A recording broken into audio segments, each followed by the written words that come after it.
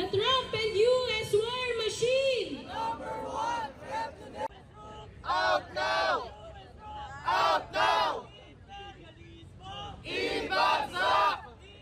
Ibabalik daw po ang pera at kayamanan sa mamamayan nito. Hindi po tayo naniniwala rito dahil po natin ang ating mga panawagan at palakasin ang ating mga sigaw.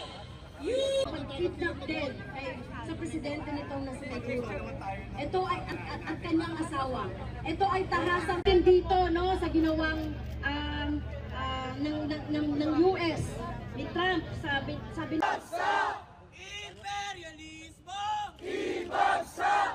US troops!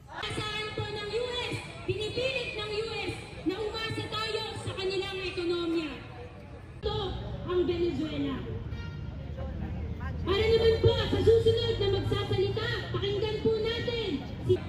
Ayaw po natin ng imperialismo dahil ito po ang dahilan kung bakit napakaraming mga ang likas na yaman tulad din ng intensyon ng imperialismo ng Estados Unidos gamit ang para sa kapayapaan ng buong mundo? Hindi! Naniniwala ba tayo na ang kanyang ginawa ay para sa kapakanan? imperialismo!